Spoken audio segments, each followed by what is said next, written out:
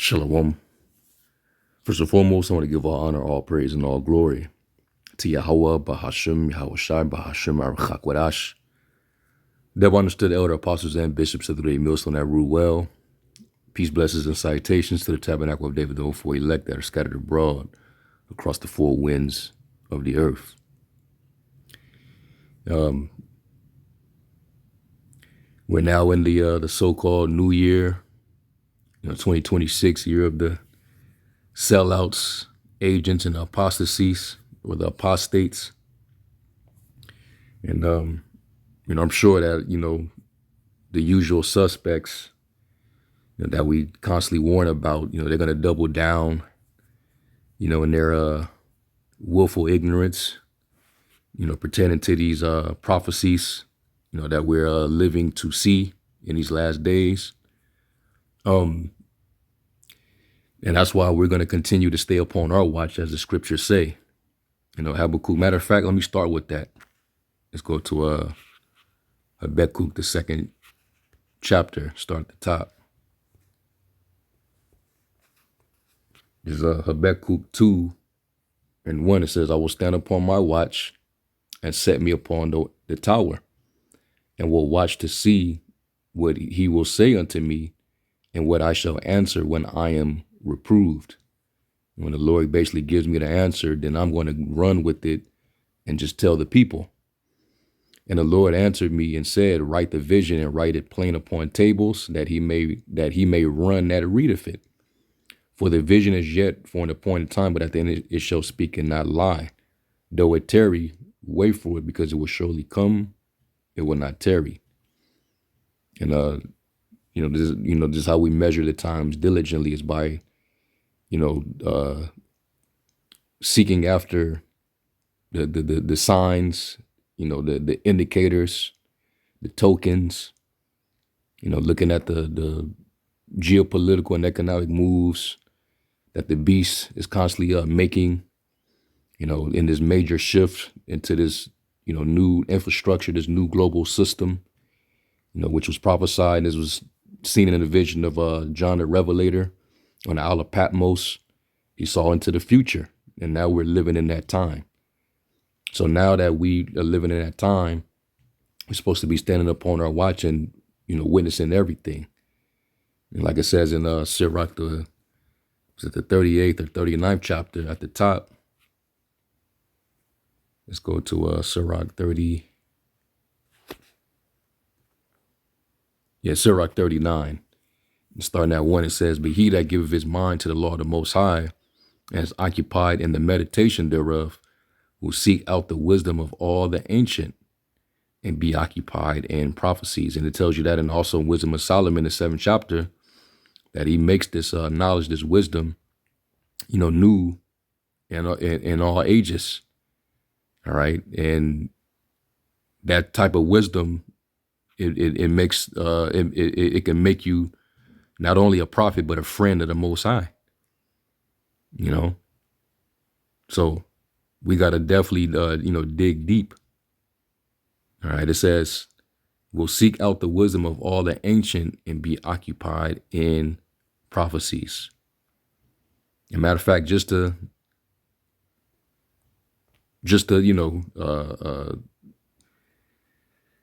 prove what I said. All right. So, because the Church of Berea, they wouldn't search, everything that Paul was telling them. So let me just do it for you. This is a Wisdom of Solomon 7 and 26, and just dealing with wisdom. It says, I'm going to start at 25. It says, for she is the breath of the power of the Most High, and a pure influence flowing from the glory of the Almighty. Therefore can no defiled thing fall into her. For she is the brightness of the everlasting light, the unspotted mirror of the power of the Most High, and the image of his goodness. And being but one, she could do all things, and remaining in herself, she maketh all things new. And in all ages, all right, you're going to seek out the wisdom of the ancient. She can make that same wisdom new again, right? In all ages, entering into a holy soul, she maketh them friends of the Most High and prophets. All right, so that's why it's very important to, get into these things. Okay. So anyway, I happened to catch this live just from Rethink the Dollar, and he's talking about how silver is gonna they're gonna set a new precedent, with the silver. Silver is gonna continue to skyrocket because there's a high demand for it right now. It's definitely needed, for this AI transformation. So, and it's a energy. It's a one of the greatest energy conductors. So this is part of why they need silver, as well as copper and certain other metals, and also the currency. Is being devalued by the day. Is being diminished the worth. All right, so these metals are going to continue to skyrocket. So he's going into it, but then of course, this Jake, having that zeal, but not according to knowledge. He starts to go into what the mark is, right? So that's what I'm, getting at, and I'm gonna play it so y'all can listen. All right, because the mark is on its way. It's already here. The infrastructure is already here. That's what from the time of COVID in 2020, there was a big, change, a big transformation. That event set everything off, and it led off that domino that led to all these other dominoes falling over the past years. It set the tone for them to create this infrastructure that we're transitioning into now as we speak, with everything being biometrical, under surveillance, and digital. So your currency is going to be that as well. So they're going to phase out the petro. So anyway, let's listen to him. 5G towers, cameras everywhere. That was the infrastructure being set up. The next event going to lead to the actual cutting on of the total surveillance switch, where people going to line up across the country to get their ID score and to get their UBI, because you got to have one to get the other. And yep, it's all going to be interconnected. Your social security, it's like your social credit score, your digital ID, with all your information is going to be needed for you to get access to, certain apps, to do banking. Everything that you use or service, to get your daily necessities, you're going to need it. All right. So Esau, like the apostles was going into the, this past week, Esau's cutting off the ring. They basically cornering the people into this system, and you're going to have no choice. But it's up to a certain point, where you're going to have to, deal with it. But then there's going to be a major point that you're going to have to cut completely away from it. And that's when this new system of, digital identification, when it goes from being mobile to being subdermal. All right. Look up subdermal. I keep bringing that word up because recently your president said something like under the skin. All right. The guy who came up with the 6G at their WEF meeting, he talked about technology being under the skin. All right, the memorandum on the White House government site, and when it talks up, it was giving you the summary of the goal of 6G. You can read it, and it literally says in there, implantable technologies. And you know what an implant is. So they're going to move forward with it. And that's when all you guys that was in denial, all you guys that act like you couldn't see it, then it's going to be known that prophets have been among you. Okay? That's when everybody's going to be tried and tested. But let's keep going. And this is where people be like, man, you know what? I'm not participating. I'm not going to do that. Fair enough. You will only be able to get by for so long before you're forced to. Because if you have any connection with the connected financial world, you're going to have a score. You're going to have access to. Yeah, the buying and selling world, the financial transaction world, right? And, you know, you pay bills through that world. You pay your rent through that world. See? You pay your car note or whatever through that world. So we gonna see. And this is where, you know, faith is gonna have to, you know, really, you know, be in full use, you know, at its height, man. You know, faith, we're gonna have to step out on faith. You know, being willing to walk away from this all and just, you know, trusting in Yahweh Shem Yahweh Shai, which the scriptures say.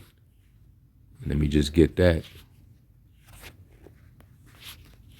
Let's go to Psalm 55 and 22. And it says, cast thy burden upon the Lord, and he shall sustain thee. He shall never suffer the righteous to be moved. Remember all the scriptures we read that comforts us about how, you know, the righteous shall, in a time of famine, thou shalt laugh, and, you know, all these different things that's going to take place, but the Most High is going to keep you under his divine protection. Remember Isaiah 65 and 13, my servants shall eat, but they shall hunger. You know, my servant shall drink, but thou shalt starve. Remember these verses, man. You know, because knowledge and wisdom is going to be your stability. Let me get that too. All these scriptures will be in mind to keep you stable. And then you're going to see the Lord acting these things out, you know, after reading these things and believing it. Isaiah 33 and 6 says, and wisdom and knowledge shall be the stability of thy times, and strength of salvation. The fear of the Lord is his treasure. And I always look up this word stability.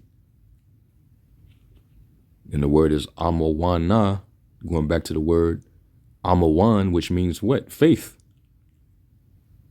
It says firmness, figuratively security, morally fidelity, faith, faithful, faithfully, faithness, right? Firmness, fidelity, steadfastness, steadiness. You know, and, you know, that's what we're to, you know, be. Continue to stay firm in this thing, no matter what the conditions are. All right.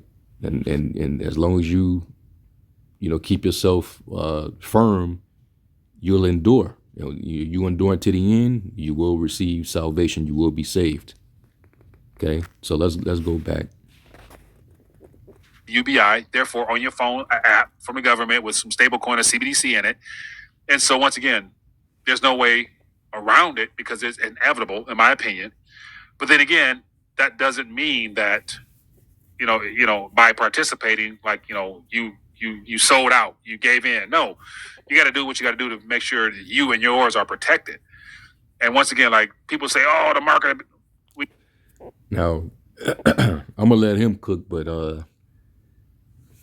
you know, we've made mention before. You know, it's not the mark until it goes into your body, under your skin, based on the Greek word charagma.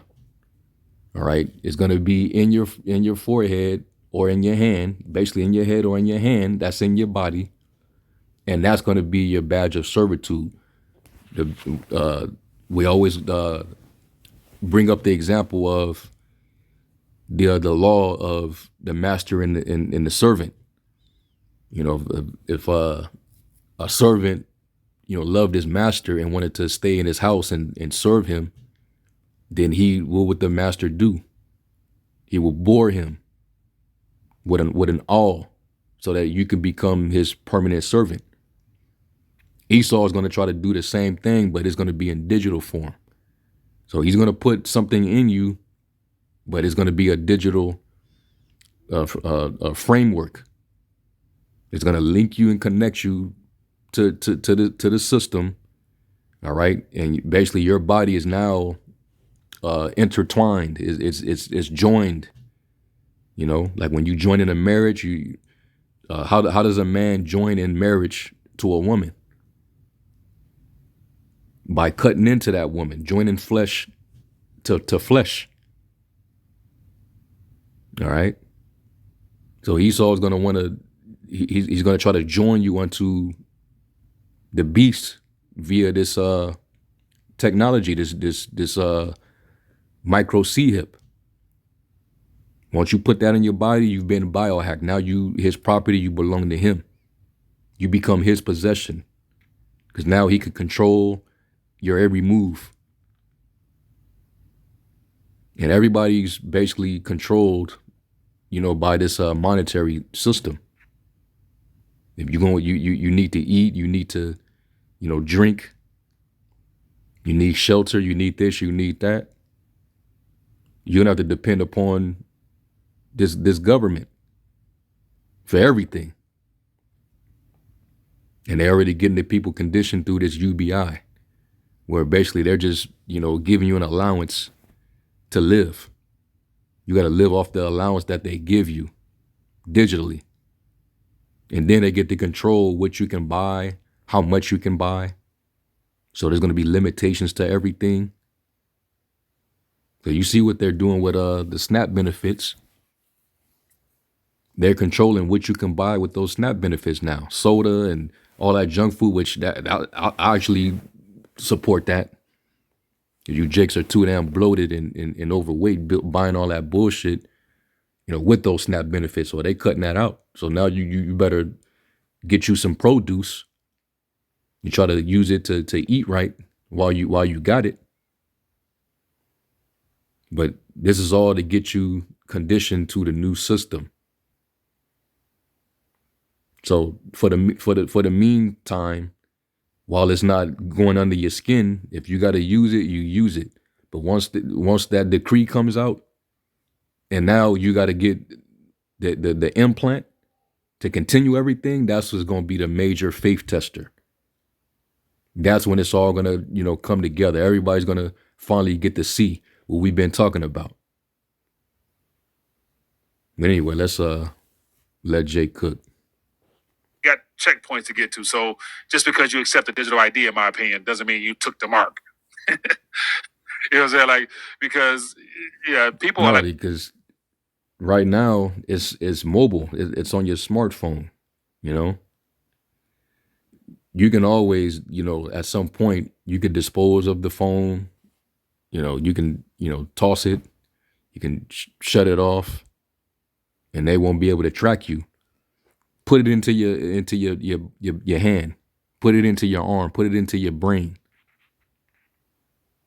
It's not coming out. You literally have to risk your life to take it out of you. You have to lose a lot of blood to get it up out of you. All right. People are here like, I'm watching so many Mark and the Beast stuff, like, oh, the mark, like the mark, like, focus on making sure your name is written in the Lamb's book of life, because the mark is a distinguisher of those that are not going to be able to receive salvation. So if you are in Christ, if you're born again, your name's in the book. Therefore, the mark. Yeah. So Jake is obviously he has a Christian understanding. Jake is Christian. So he doesn't have the exact same perspective, but the mark is going to be a physical mark. All right, and I'm pretty sure he knows that 6G and all this infrastructure rollout, when they finally roll out that the implant, these implantable technologies that is going to be required for you to use if you want to continue. That's when you're going to be tested. That's when he's going to cause all, both small and great, rich and poor, free and bond, to receive a charagma, a mark in their right here on their foreheads, and that they may buy or sell. They may not buy or sell save he that had this particular mark. So you understanding about the financial sector, you should know this. It's not some spiritual distinguishing mark. Like when we go into Ezekiel 9, it tells the angel to set a mark upon the foreheads of the men that sign cry for all the abominations that be done in the midst. That's a distinguishing mark. That's the mark of exemption. It goes back to the Hebrew word tawa. All right. And then when you go to Revelation, which is a different, this is a seal. That's a distinguishing mark. It tells the angel to put the mark upon the foreheads of the 144,000. All right. Basically, there's gonna be a seal, where all the Lord's elect are gonna be sealed in their foreheads. All right. They're gonna be authenticated, stamped, with a spiritual seal. So the angels will know who's the elect and who isn't. You have that harvest where the angels are going to be reaping, going to separate the wheat from the tares, the sheep from the goats. All right, but the mark of the beast is a completely different mark from the distinguishing mark that the Lord is going to have the angels place upon his elect. And those whose names were written in the book of life, they were chosen before the foundation of the world. Those are Israelites. Not just any old Christian that say that they believe. No, the elect of Israel. Their names are written in the book of life because they were chosen before the foundation of the world. All right. Shouldn't really concern you that much. Don't be afraid of the mark. You know what I'm saying? You're going to go through some things if you're still around, but more than likely, God going to bring you through. So keep your mind focused on the prize at the end. You know what I'm saying? We win. We inherit the earth. You know what I'm saying? Like, come on now. The meek shall inherit the earth. So, yeah, the Lord's elect, which is Israel, they're going to inherit. Let me get Isaiah.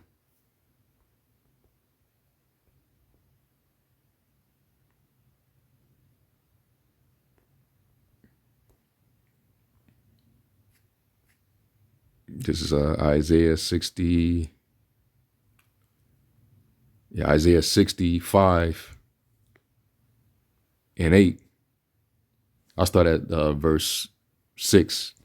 And this is the Lord pissed with his people, which is why he had to he always had to have his remnant around just to preserve Israel, to keep from destroying the whole nation, because he made a covenant, with our forefathers, starting with Abraham, Isaac, down to Jacob. It says, Isaiah 65 and 6 says, "Behold, it is written before me, I will not keep silence, but will recompense into their bosom." Talking about the wicked of our people that refuse to turn back from their iniquities and repent. It says, "Your iniquities and the iniquities of your fathers together, saith the Lord, which have burned incense upon the mountains and blasphemed me upon the hills, and worshiping these other idols. Therefore will I measure their former work into their bosom. Thus saith the Lord, as the new wine is found in the cluster, and one saith, destroy it not, for a blessing is in it, so will I do for my servants' sakes, that I may not destroy them all." That's why it says, if he would not have created a remnant, we would have been like unto Sodom and Gomorrah. So the Lord has an elect that he established before the world began. They're whose names is written in heaven. All right. It says, "And I will bring forth a seed out of Jacob, and out of Judah, inheritor of my mountains, and mine elect shall inherit it." That's the meek that's going to inherit the earth, because he created the world for Israel's sake. Let's go to 2nd Ezra.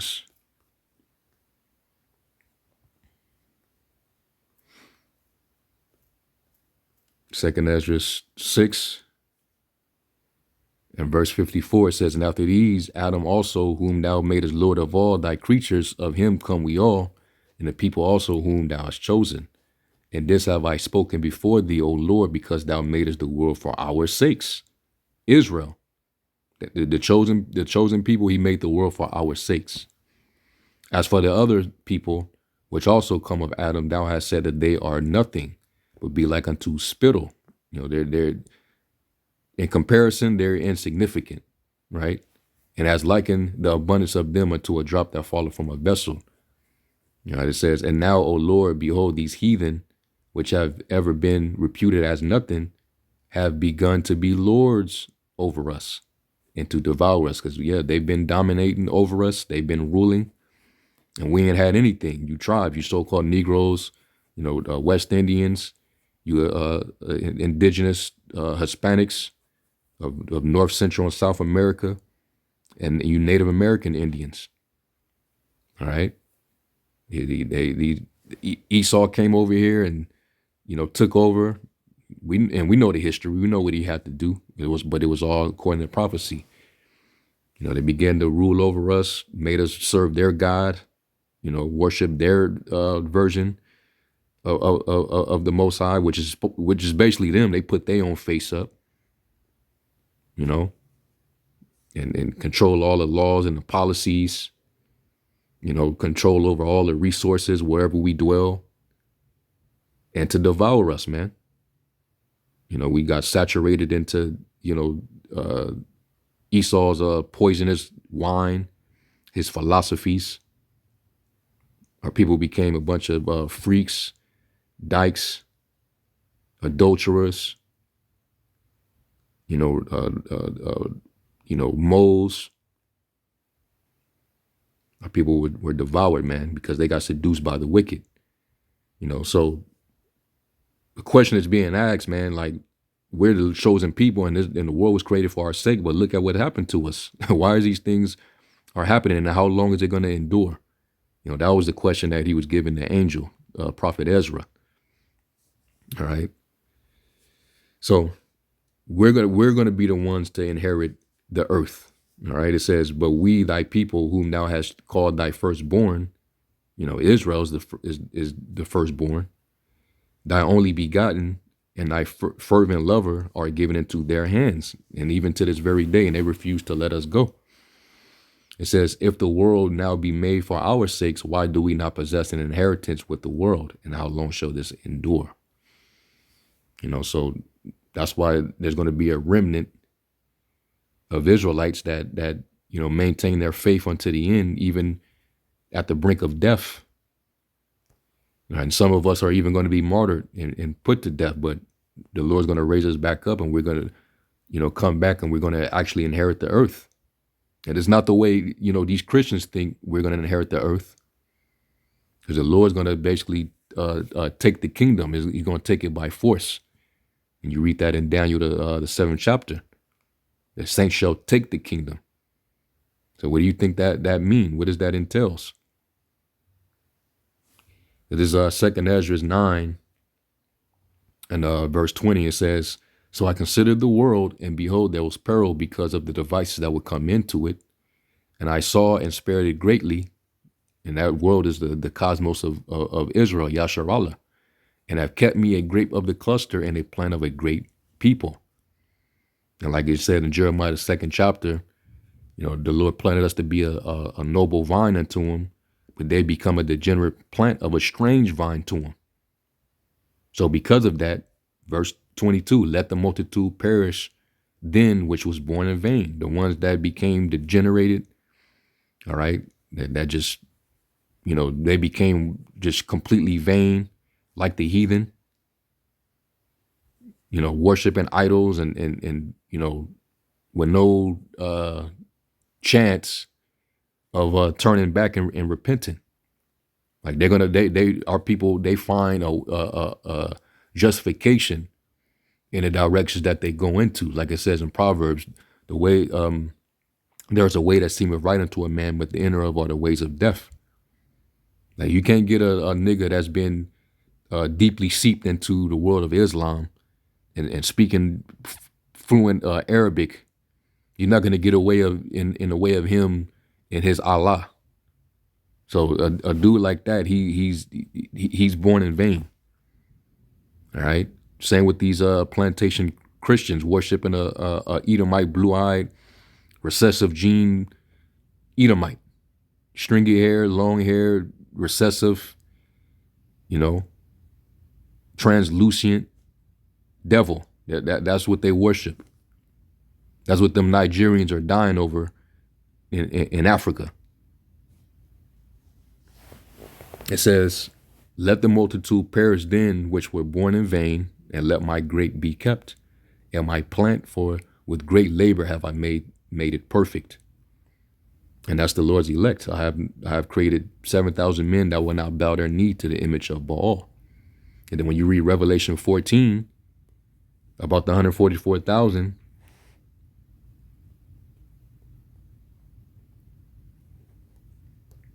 Revelation 14 and verse 4 says, "These are they which were not defiled with women, for they are virgins." Meaning they didn't go astray from these strange women, which the strange woman is a metaphor for false philosophy, false religion, which can be enticing, to our people. The elect, they're gonna remain faithful and loyal. Like the Lord said, they that thou hast given me, are mine, and they that are mine are thine, and no man can pluck them out of mine hand. These are they which were not defiled with women, for they are virgins. These are they which follow the Lamb whithersoever he goeth. They hear not the voice of strangers. My sheep hear my voice and they follow me. These were redeemed from among men. All right. The saints, the Israelites from all over the world, being the first fruits unto the Most High and to the Lamb. Their names were written in heaven, and in their mouth was found no guile, for they are without fault before the throne of the Most High. All right. And these were the men who, sung the new song. They were prophesying. And our people, the foolish versions, they wasn't trying to get with the program. They didn't take the oil in their lamps. But part of that song was what? Singing about the beast, singing about the mark. Singing about basically becoming a martyr, for the sake of the Lord. Your faith being tested.